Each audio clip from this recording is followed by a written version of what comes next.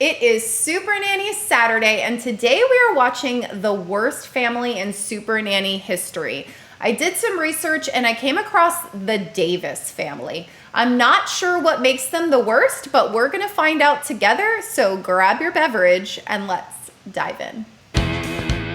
Well, I'm back in Florida, in sunny Deltona. Let's take a look at the family that needs my help this time. First thing a wife should do, she should have the house cleaned before she leaves. She should have the kids ready in a decent time. She should, when she gets home from work, which, hey, you're sitting on your rear end all day. Is this man for real? Is this a joke? Is this why they're the worst family? This can't be for real, right? The mornings here are A nightmare. I have to get to my job. Let's go. You gotta get you to school, Morg. Mom's coming, get in. It's so chaotic in the mornings that we can't get her to school on time. This is a common issue for many families. A great solution is to create a task card. This actually works for anyone. If you're the type of person as an adult by yourself where you get to the car and you go, oh gosh, I forgot my phone or I forgot my water. Have something by the door with a list of all of the things that need to get done. If you have a child who can't read, use clip art pictures. Better yet, if you have a child who has ADHD, have pictures of them doing the activities, them brushing their teeth, them putting on their socks. The reason why we are doing this is not to have a cute little list by the door and be some Pinterest parent, okay? The point is that you don't want to be your child's prompt for everything.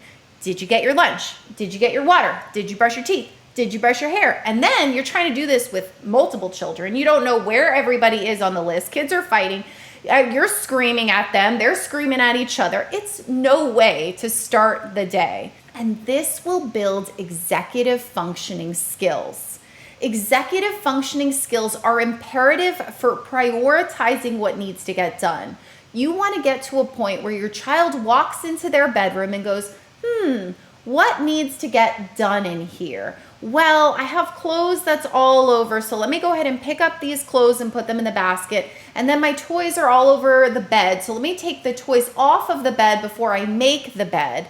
I know it seems simple to us because we're adults and we've practiced and our frontal lobe is more developed than theirs, but they don't have that ability. If you've ever told a young child, go clean up their room, what do?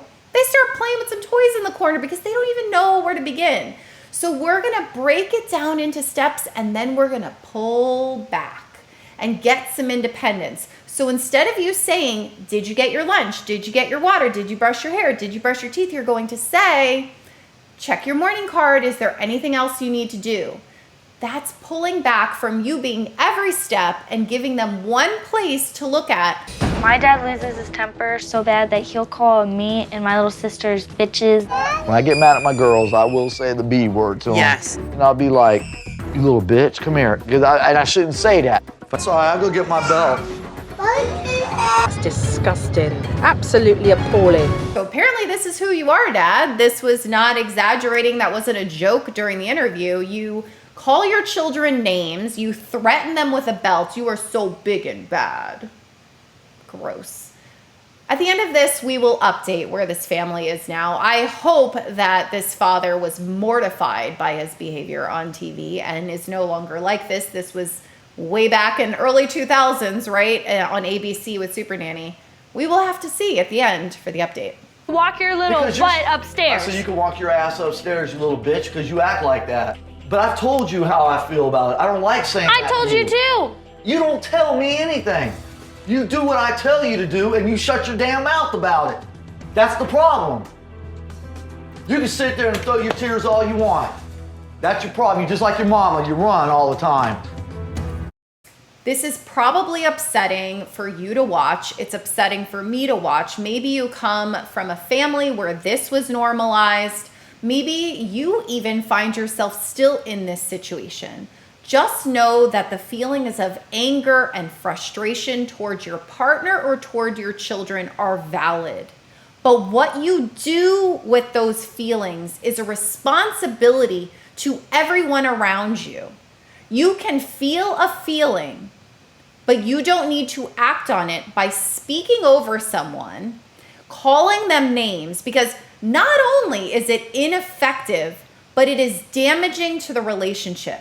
So if you are frustrated that your child isn't doing X, by yelling at them and calling them a name, you are not fixing the problem. Take a deep breath, calm yourself down, and make a plan so that they can do X. And if you don't know what to do, subscribe to this channel, because it is not easy to raise children. There are many times where you want to physically grab your child and move them and do whatever it is because you are at the end of your rope. I'm not saying that those feelings don't even happen in me. Those are normal things. But what we do with our feelings is the part that we have to focus on. And clearly this father, if I were to guess, I don't know, he probably came from this type of behavior. And then the daughter now is coming from this kind of behavior, and she's probably gonna raise her family like that. Be the person that stops the cycle. Have you ever used the belt as discipline? I have used it, yes. Right, on which children? All of them. Like that. Yeah. And then all you have is their rear end right here. Please don't use your child to show me, but... I'm trying to do them the way my mom raised all of us. I mean, I talked back, but I also got spankings for it, and I understood that. I don't know how this became a thing where we do to our children what we don't want them to do. Don't yell and we yell at them. Don't bite, so we bite them back. Don't hit, so we hit them. I've done a video on this. Ready? Don't think of a huge purple elephant. What are you thinking of? A huge purple elephant, because our brains will do what we see and what we hear. If you want respect from your children, you show them respect. I'm not saying to let your child just walk around biting or hitting and you go, oh, gentle hands.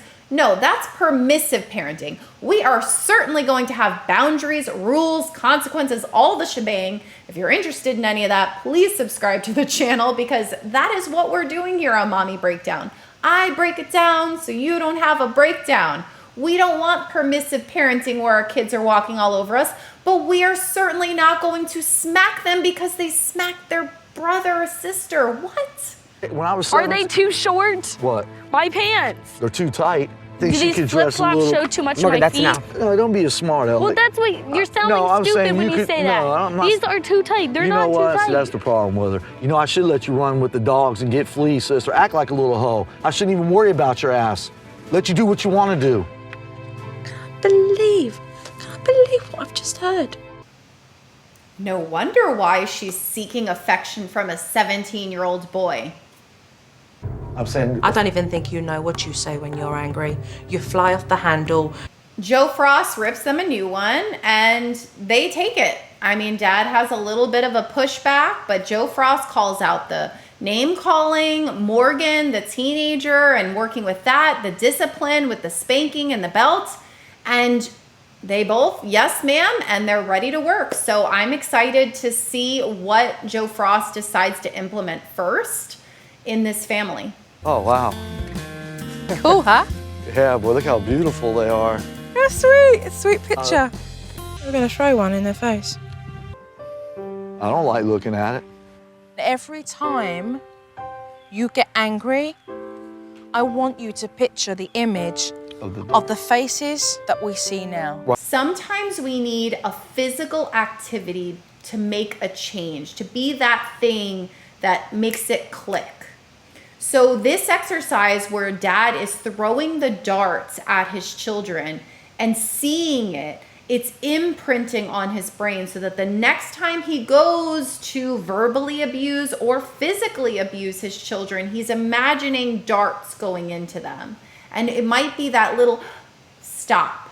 For you, maybe an exercise for you is looking at yourself in a picture when you were 6 or 7. Maybe you're someone who speaks very poorly to yourself and you say you're a bad mom or a bad dad or the worst this or the worst that. Say those things to the picture and see how much harder it is. Talk to your inner child that you have that picture and say those things to your picture and see how much harder that is.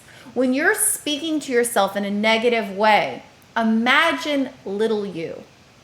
What did you need to hear in that moment? And if you have a teenager, because it's very easy for us to forget that teenager, even though their body's developing, maybe your son has a mustache now, facial hair, or your daughter is starting to look like a woman, it's hard sometimes to realize that even though their body may be more developed and they look grown, they are not as grown as we sometimes think. So when you're talking to your teenager, imagine them as the little 4-year-old girl or the little 5-year-old boy. Would you say it to them?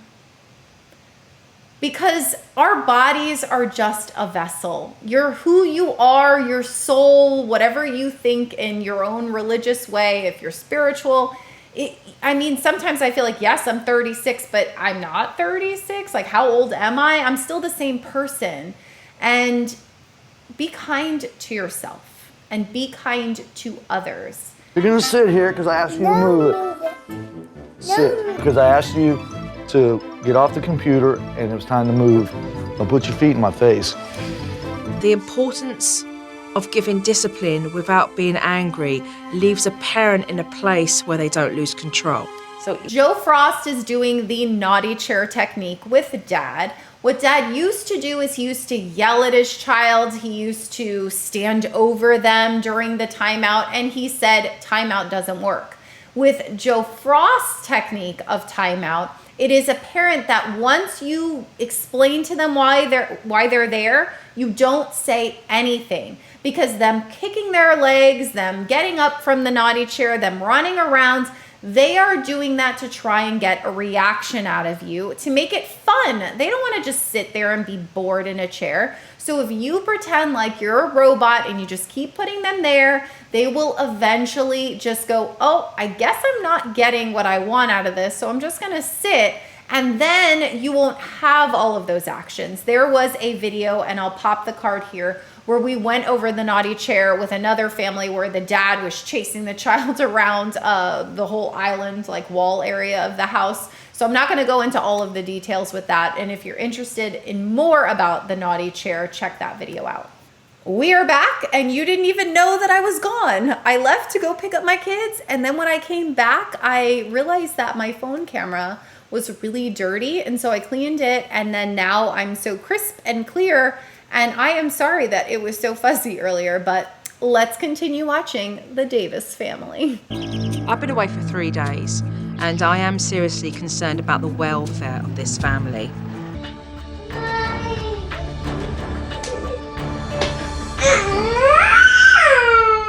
Oh, man.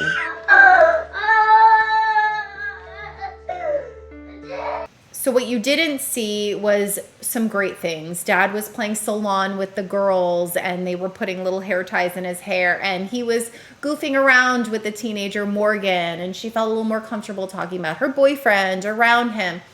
What you did see, and what Joe Frost did address, is this abusive behavior. Something is not wired correctly, and he goes to this place when he feels frustrated, and having the techniques in place are great, but if we don't have the self-control to be able to do them, then we can't do them effectively. Well, Joyce Pastor, nice that you've called. Will is a man I've worked with on these issues who is brave enough to do this and take a look at himself. I would say things, it's like, I wouldn't think twice about saying it now. And this episode feels a lot more like intervention than parenting skills, but I think that's why we love Supernanny, is because we realize that so much of how we interact with others and our children is a reflection of our own childhood and who we are and what makes us upset, and then taking what's on that unconscious level underneath of the iceberg and bringing it to the conscious level of, why do I do this?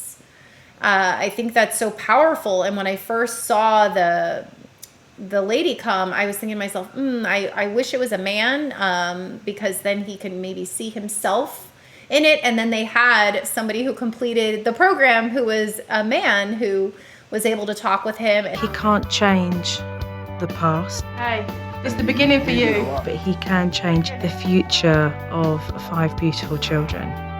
That's it for the episode, but let's see if there is an update episode, and let's also see the updated wiki information that people have collected through social media and such. Here's the update on the Davis family. I couldn't find an update video. Sometimes Supernanny will do that where they come meet the family again and they do an update video.